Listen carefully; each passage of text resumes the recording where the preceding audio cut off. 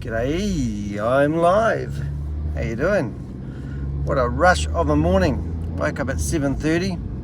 Realised that I can get into the We Are All Satoshi Zoom meeting. And fortunately enough, I had it all set up to click a button to go live. But what really alarms me at the moment is the Ponzi scheme We Are All Satoshi. They claim they have 70,000 people involved, and this is streaming all the way back from 5 months ago. They've already claimed that they've burnt through $260 million worth of advertising budget, but no one will actually tell us where that money came from, so it's all a load of bullshit. But anyway, they have kicked out Sam Lee, which you can look in my shorts of my YouTube channel, and you can see another drunk video there of Sam Lee. And Chavis has come along, the guy with no name. No one can find who he really is, even though I thought I might have had his full name. He said that he'd give me $10,000 if I can actually find out his real name, which I'll hold him to that, because I probably will one day. But by the time I find it out, he'll probably be behind bars and it won't really matter. Anyway, long story short, he's come up with this awesome product called mining. So he's set up a platform. Sorry Pixel, that's going to be too loud. Set up a mining platform over the last month with all the leaders that lost all their money in We Are Satoshi, VAV, Hyperverse, all the people, all the big top leaders, which I've been following for the last 2 years. And now they all think they know how to connect everyone onto a node. They're going to educate people how to mine for crypto. And if you didn't know anything, you'd think this is an opportunity for you to create crypto. But anyway, these meetings, they're now going to start selling mining packages. So you buy, and it's multi-level marketing if you haven't figured that out, but you buy your left leg and you buy your right leg,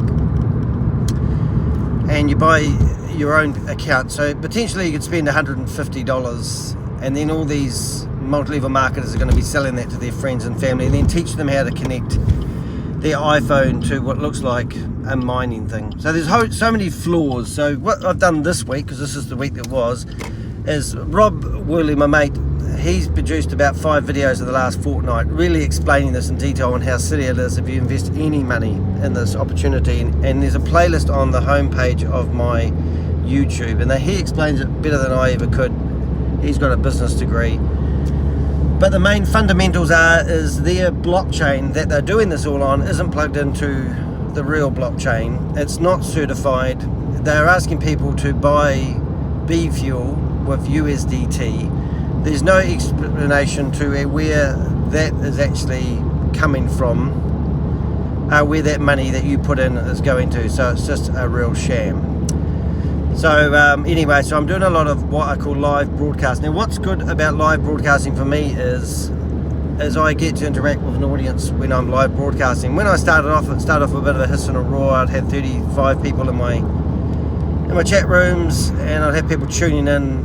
But obviously I did 4 lives yesterday, and I busted 3 different rooms of We Are All Satoshi, and I did one called Smart Step, where is an app where you get paid for walking. It sounds too good to be true. Yes, and you need crypto, and you get 5,000 tokens a day if you invest $2,200.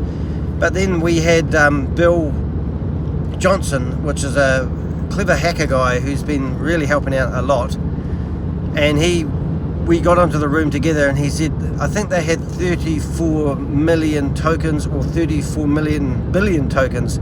So it's like saying to somebody, let's go to the beach, and every time you walk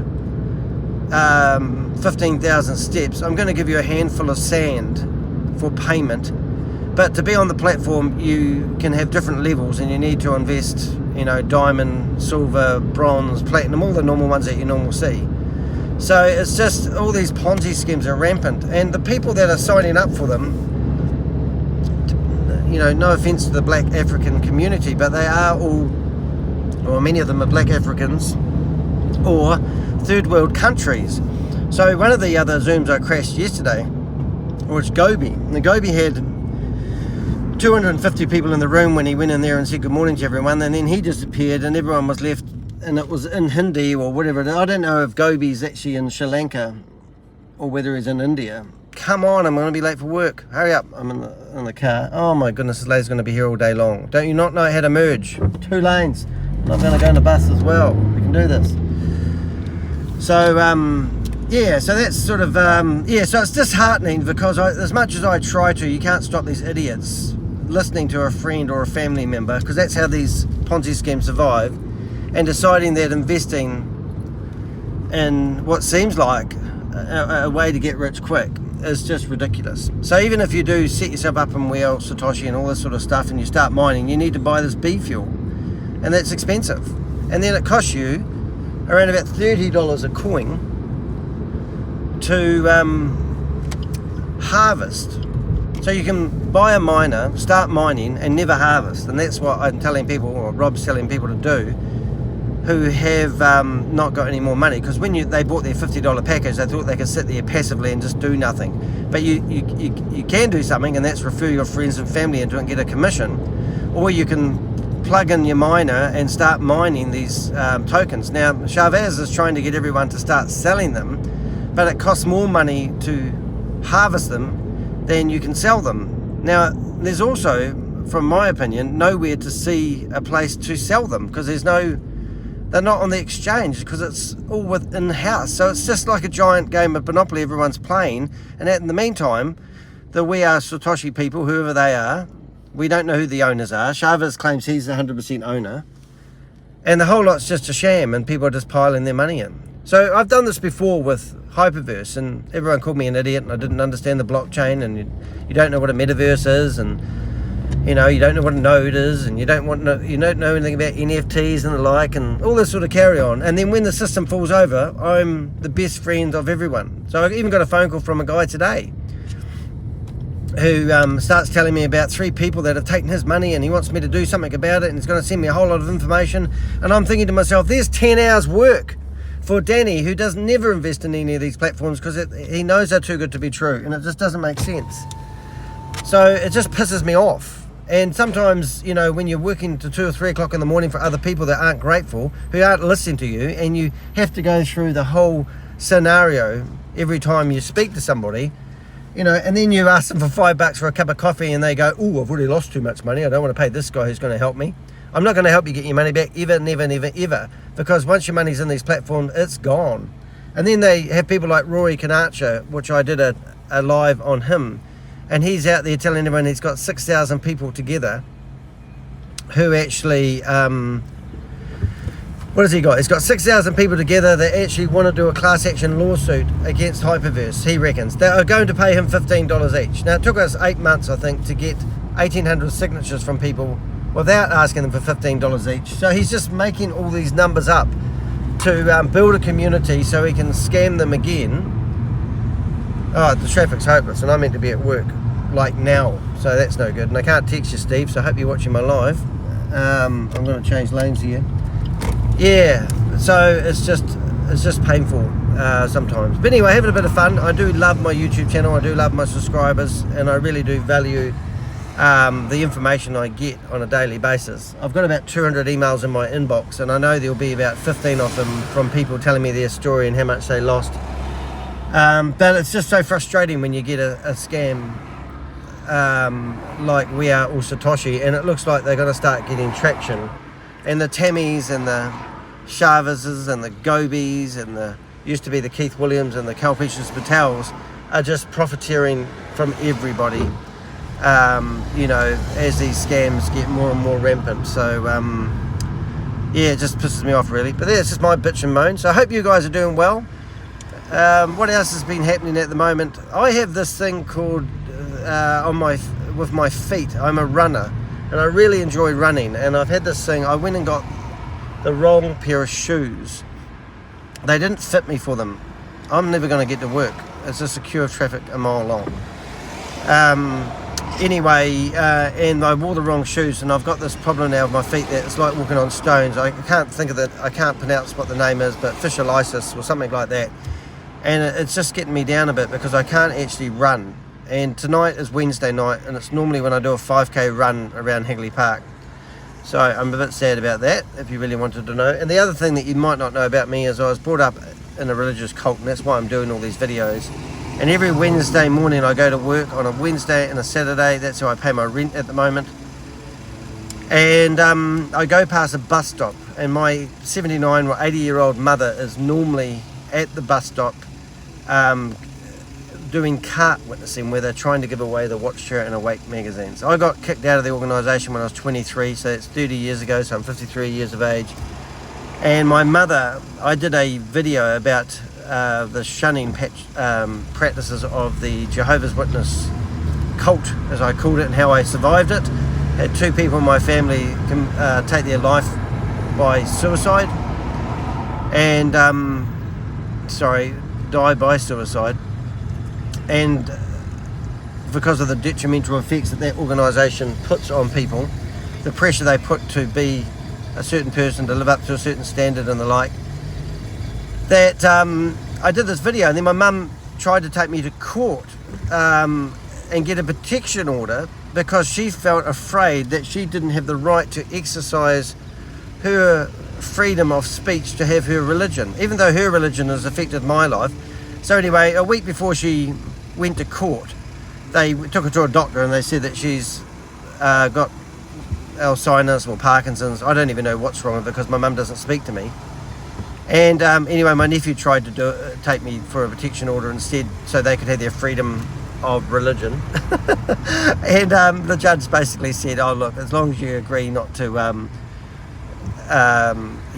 go around to your mum's place unannounced, we don't care, and just sign an agreement. Anyway, so nothing happened, and the whole case got squashed, and it's just ridiculous. Anyway, well, the reason why I'm telling you that story is because every Wednesday morning, a week after that she tried to get that video removed, she's back out doing cart witnessing at a bus stop that I'm about to drive past. So every Wednesday morning it's my moment to see my 80-year-old mum, who I love dearly, and she loves me dearly because she loves me so much that she shuns me from the Jehovah's Witness organisation.